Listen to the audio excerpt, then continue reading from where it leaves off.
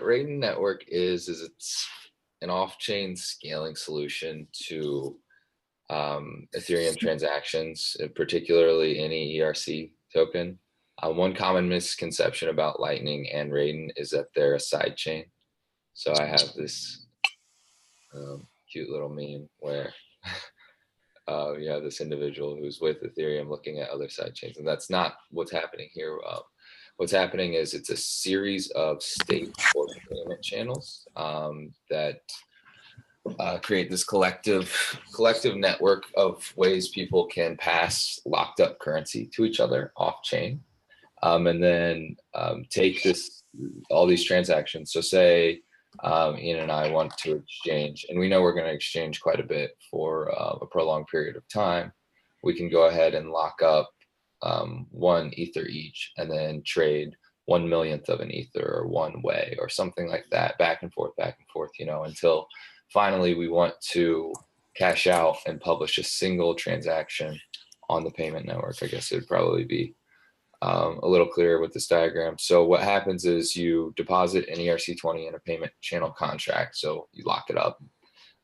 You make all these off-chain transactions, and then it's up to those two individuals to place a confirmation that they have, in fact, sent these transactions. There's some sort of cryptographic proof that you can take from off-chain, and then upon putting the final transaction on-chain, this public final state, you execute the token transfer. So to put some context around it and to maybe give an example, let's say Austin and I both have some Tron, and we lock up 5 each.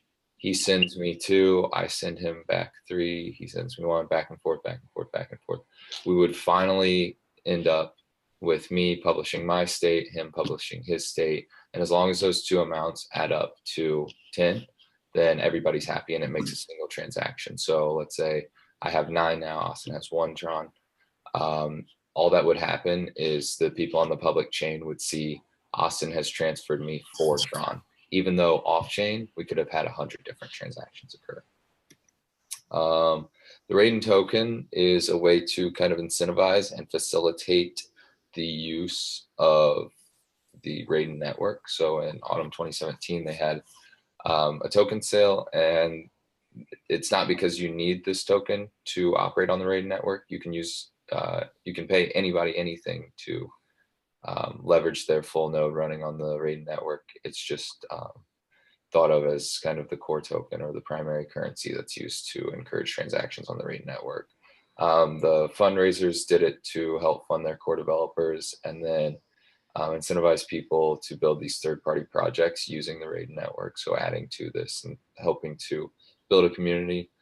Like I mentioned, Raiden doesn't require a token, but if somebody wants to put up a node on the Raiden network, then you can, and then you can accept this currency for other people who don't have maybe the infrastructure or don't want to use the electricity or don't have the bandwidth to run a full node for themselves.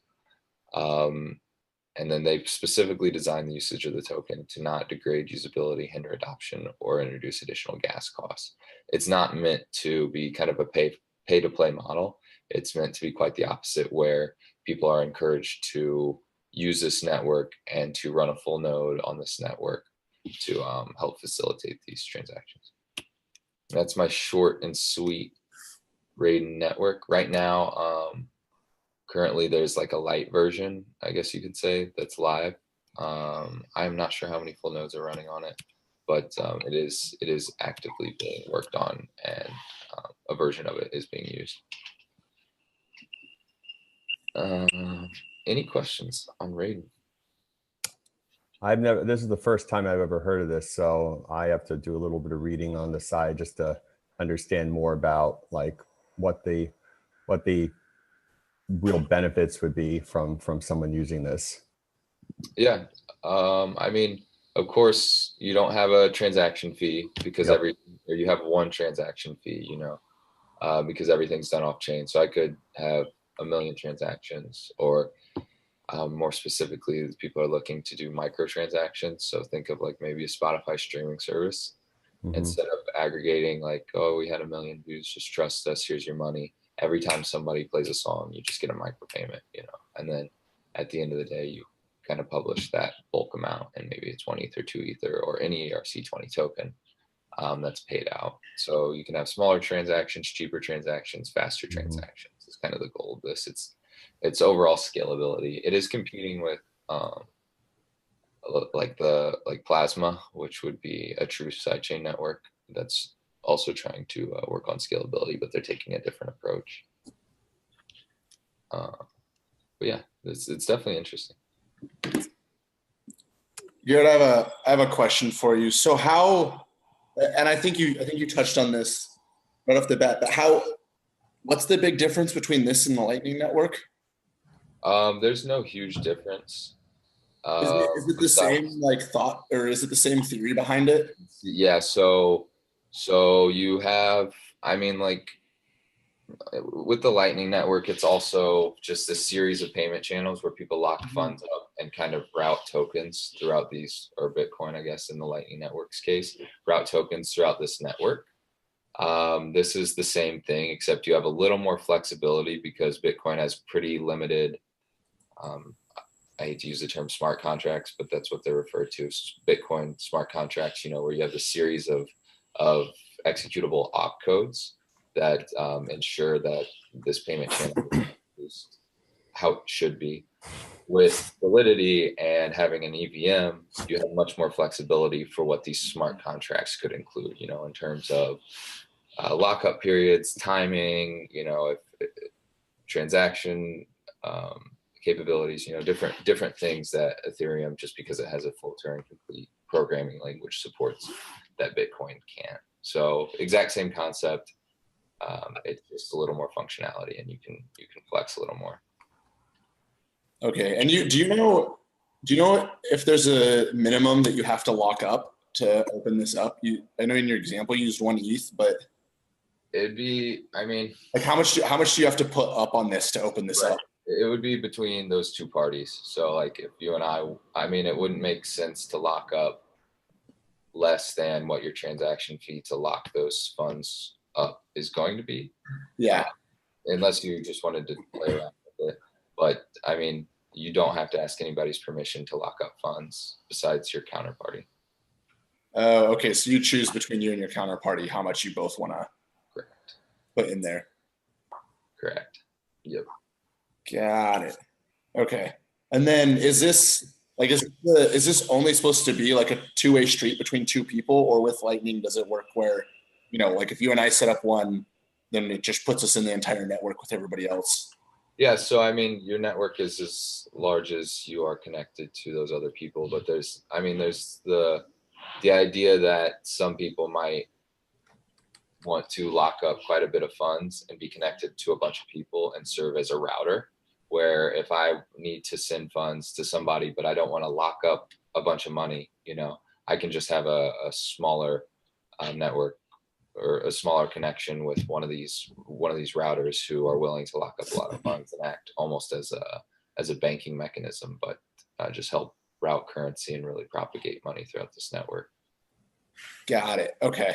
But yes, exact same idea. The idea is kind of 6 degrees of separation. You'll never be more than 6 routes or hops away from any party that you want to transact to, and you can route your money through those other people for these Raiden Network tokens or any currency that they're willing to accept.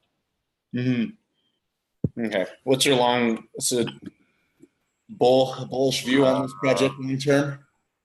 Just looking at it fundamentally, it's hard saying because we have kind of all these scalability solutions competing, and we're not going to end up using them all at the end of the day. Kind of like Jeff said, this is the first he's heard of it, so it's definitely not in first place. I would say Plasma over this, but Plasma doesn't have a token.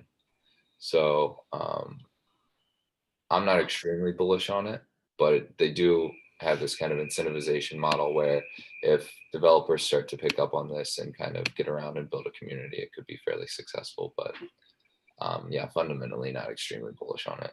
Got it. Interesting. Yeah. Sweet. Cool. Well, if nobody else has questions, I can pass it over to Jared for person of the week. I actually had one more question. Oh, cool. So if you want to monetize, like switch out your currency, like let's say you had Ether and you want to switch it for Bitcoin, do you have to like have that final transaction for everybody to get like out of the Lightning Network or the Raiden Network? So you couldn't trade Bitcoin for Ethereum. All these transactions are, it's not an exchange, it's just a way to lock up funds and route payments. Okay. So you'll never enter with one currency and exit with another currency.